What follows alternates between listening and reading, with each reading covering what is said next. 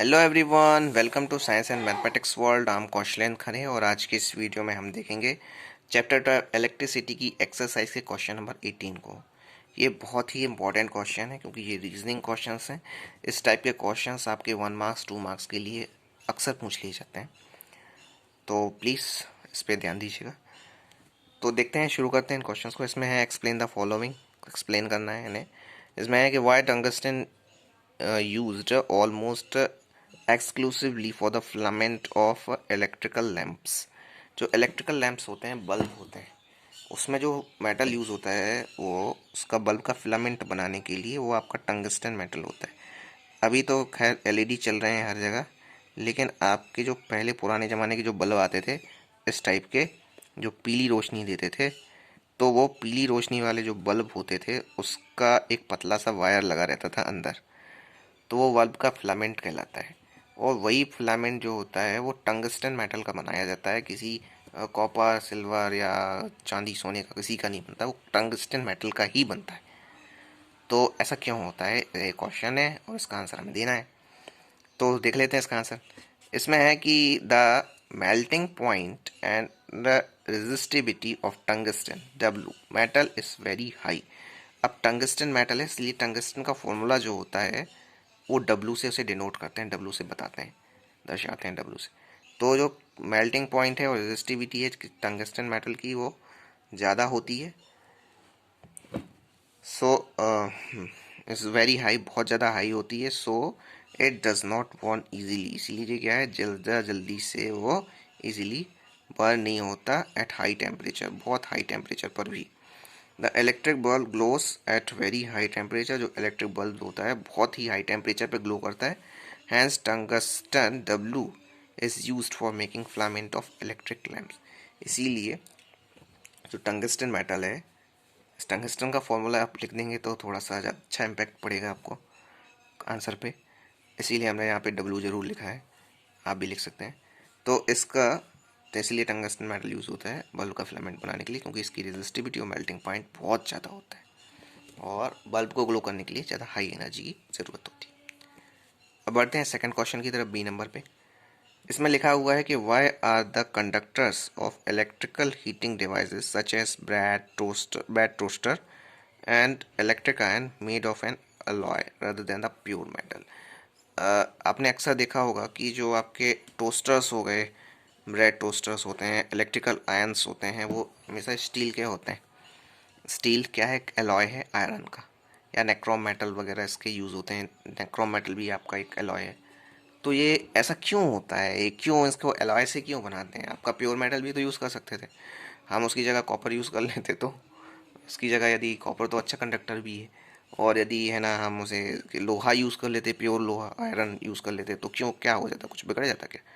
तो इसी का आंसर देना कि ऐसा क्यों नहीं होता, हम लोग एलॉय क्यों नहीं यूज़ करते। तो देख लेते हैं इसका आंसर। इसका आंसर है कि the conductor of electric heating device such as bat toaster and electric irons, ये आपको क्वेश्चन से ही लिया गया है, are made up of an alloy rather than the pure metal. हम कभी भी जो कंडक्टर होते हैं इलेक्ट्रिकल हीटिंग डिवाइसेस के, जैसे ब्रेड टोस्टर हो गया और इलेक्ट्रिकल आयंस हैं, इनको किससे बनाते हैं? इनको एलॉय से बनाते हैं, प्योर मेटल से नहीं बनाते। Because the resistivity of N alloy is more than that of metal, जो रेजिस्टिविटी होती है किसी एलॉय की वो ज़्यादा होती है मेटल से। In it can bear large amount of heat, ये बहुत ही ज़्यादा जो अमाउंट की जो हीट होती है उसे बियर कर सकता है, सह सकता है। And do not burn easily, और जल्दी ही जल नहीं सकता, इसीलिए आपका ये ज़्यादा यूज़ होता है। आई होप आपको समझ में आ गया होगा कि क्यों इसको यूज़ करते हैं। अब थर्ड क्वेश्चन पे चलते हैं, सी। इसमें है कि why is the series arrangement not use for domestic circuit. अब इसमें पूछ रहे हैं कि सीरीज अरेंजमेंट जो है वो डोमेस्टिक सर्किट में यूज़ क्यों नहीं होता। तो ये रहा इसका आंसर। इसमें है कि in a series circuits voltage is divided, each component of a series circuit receives a small voltage, so the amount of current decreases and the device become hot and does not work properly। इसमें क्या होता है कि आपने देखा है, आपने ये पढ़ा भी होगा कि हमेशा जो घर वाले जो कनेक्शन होता है वो हमेशा पैरेलल कनेक्शन करते हैं, सीरीज कनेक्शन कभी नहीं करते। तो ऐसा क्यों होता है? क्योंकि ये सीरीज सर्किट्स में जो होता है, जो वोल्टेज डिवाइडेड हो जाता है। हर आपका जिस सीरीज कनेक्शन कर देंगे तो हर कंपोनेंट के साथ, हर उसके साथ वो वोल्टेज होगा वो इक्वली डिवाइडेड हो जाएगा।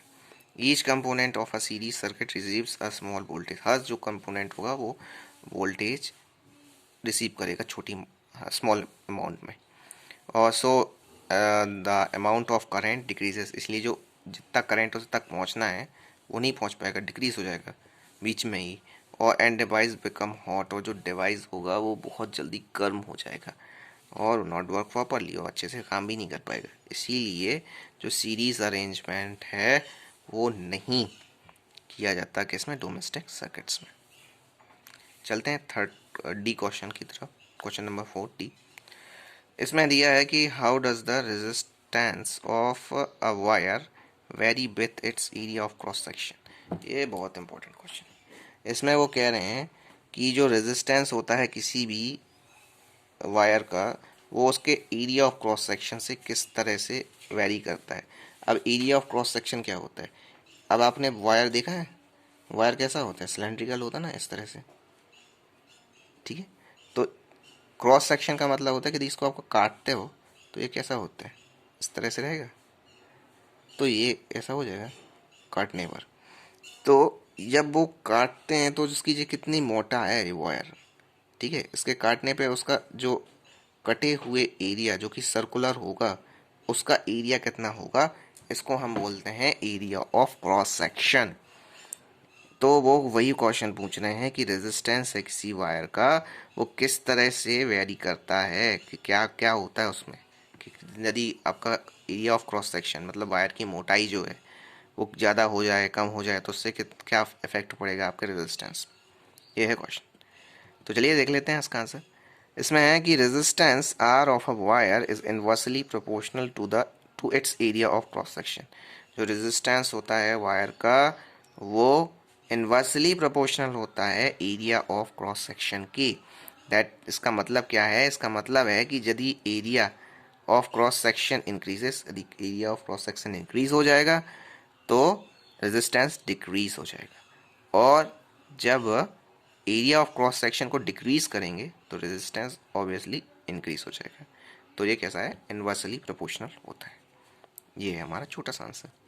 चलते हैं आखिरी क्वेश्चन की तरफ, ई नंबर वाले क्वेश्चन की तरफ। इस क्वेश्चन में लिखा है कि why are copper and aluminium wire usually employed for electricity transmission.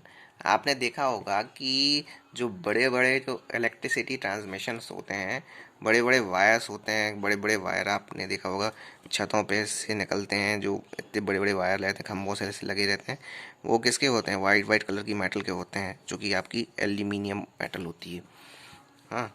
और घर में जो डोमेस्टिक वायर्स होते हैं उसके लिए आपको कहते कहते हैं कि भाई कॉपर वायर यूज़ करना, मोटर मोटी वाली पतली वाली कोई भी अच्छी कॉपर वायर का यूज़ करना के लिए बोलते हैं।